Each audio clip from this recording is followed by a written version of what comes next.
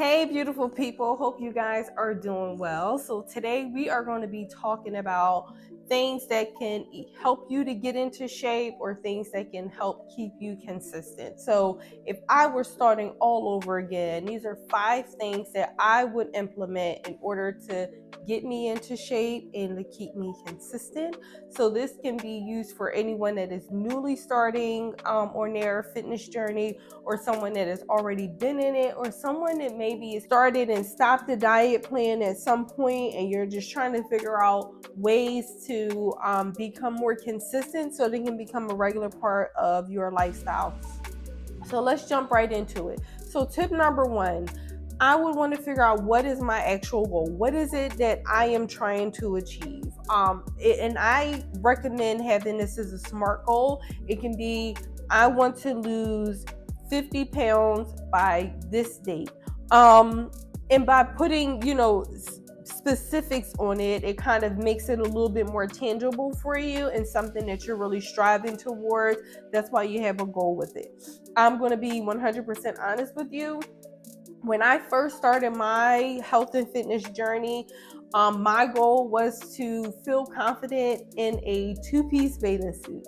As shallow as I think that sounds at this point in my life and through everything that I've seen, when I had that goal like 20 years ago, that was the goal. I was young. That was it.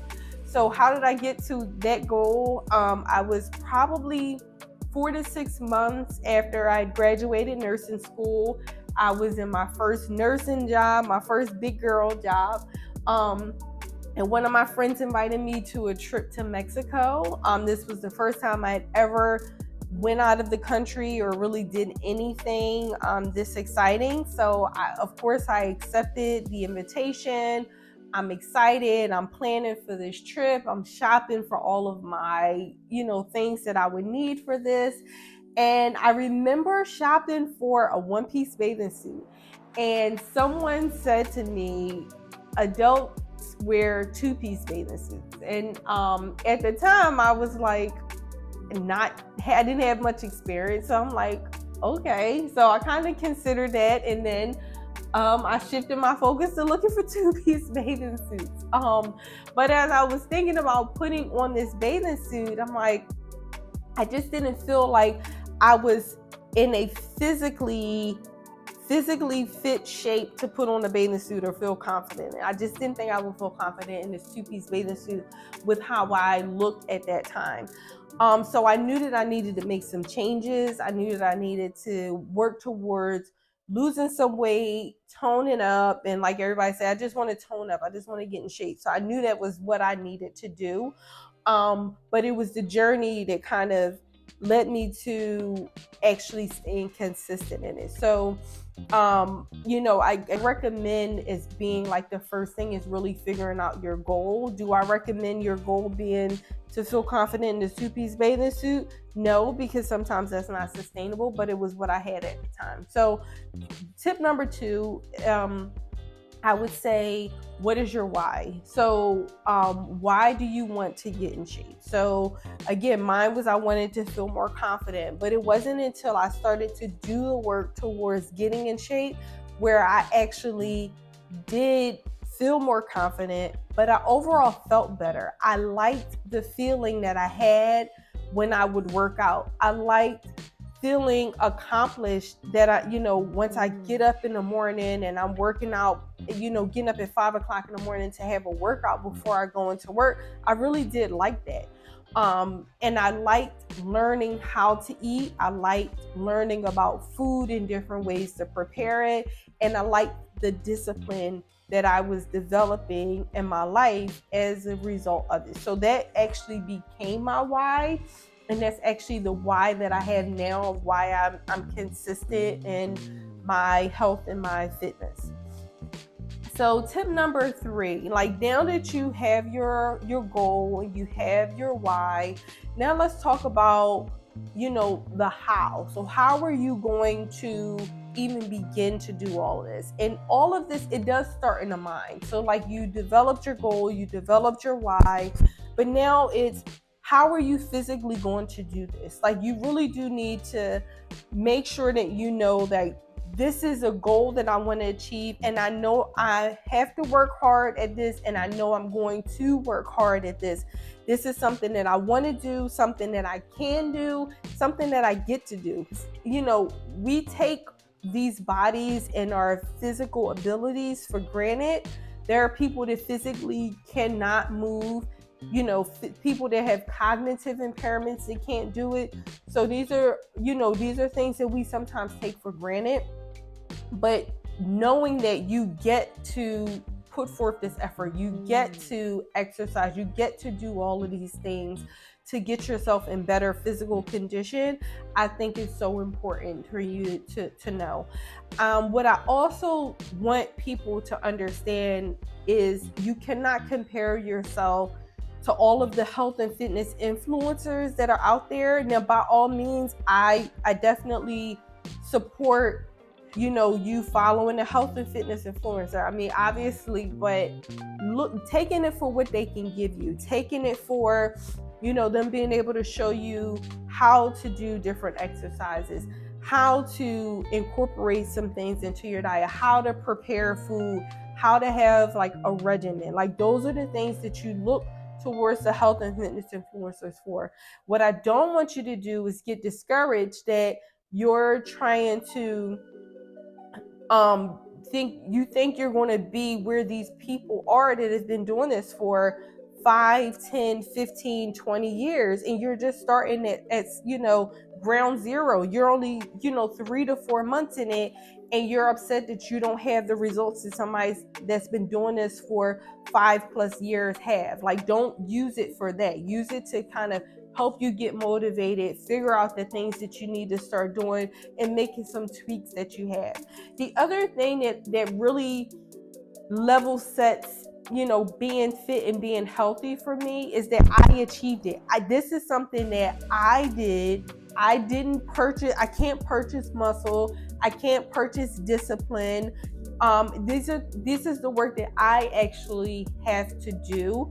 And I like being able to share that with others, motivate other people, and teach other people the same concepts that got me to where I am. The other thing is, you know, these habits that you develop when you're working on your health and fitness, they're so transferable. You can transfer these skills into so many different things. Like, there are so many things that I've been able to accomplish in my career, in my life, by putting the same principles that I use to actually get and stay in shape. So just the mindset is extremely important. Tip number 4, we need to talk about diet. So diet is 70% of the battle. It's 70% of what you are going to look like physically. So when I have people start out, I always tell them to do a 3 to 5 day diet recall. So what does that mean? That means writing down everything that you ate and drank over the course of 3 to 5 days. Why are you doing this? Because you don't know where you need to go if you don't know where you currently are. You don't know the things that you need to change if sometimes you physically don't see what you're doing. Like, you may not realize that you're drinking soda multiple times a week. You may not realize how much fast food you're consuming until you physically see it. And it's eye-opening. So some of the fast things that you can change in your diet that's going to give you such a big impact: cutting out soda, cutting out fruit juice. Even if you think it's 100% fruit juice, 100% fruit juice is filled with so much sugar and so many empty calories because they have to squeeze 3 to 5 pieces of fruit in that 1 cup serving. Like, it's really it's way too many calories and way too much sugar for anyone to need to consume at one time. Cutting out alcohol. So alcohol is one of the drinks that has no nutritional value at all. It has no nutritional value. Like, the only thing that alcohol does is it might give you a buzz, it might make you feel good in the moment, and that goes away. And I am not saying don't drink alcohol. I drink alcohol occasionally, but this should not be a regular part of your diet. This shouldn't be something that you're drinking 7 days a week, because it's going to impact you from being able to reach your health and fitness goals. So if you're drinking multiple times a week, I would definitely say cut it down or totally eliminate it, at least for the next couple of months until you kind of get into a better regimen. Going out to eat, you shouldn't be going out to eat multiple times a week. You really do need to learn how to prepare food. When you prepare food at home, you know what's in there. So these are some of the things that I always start people off with. Am I recommending you do all of these things at one time? No. Sometimes that's impossible for people, or you might be good at it for the first couple of weeks, and then you become so discouraged that you feel like you don't have anything that you enjoy in your diet, and then you just give up, and then your diet is off track. You're not working out, you're not doing all the other things that you need to do in order to be successful. So I would say gradually do all of these things. Maybe take out 2 things out of that diet that are unhealthy. Do that for the first couple of weeks, and then the next week find 2 or 3 more things that you can do until you gradually get to a place where your diet is pretty, 80-20. So 80% of the time you're eating very good, and then 20% of the time you splurge a little bit.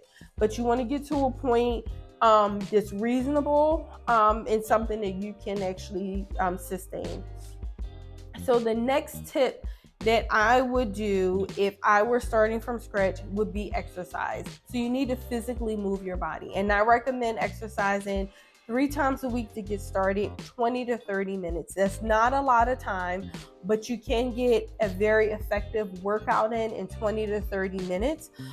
Think about things that you waste 20 to 30 minutes on and use that. So when people say, oh, I don't have the time, we all have the same 168 hours each week. It's about how you utilize that time that you're going to be able to get the best results out of it.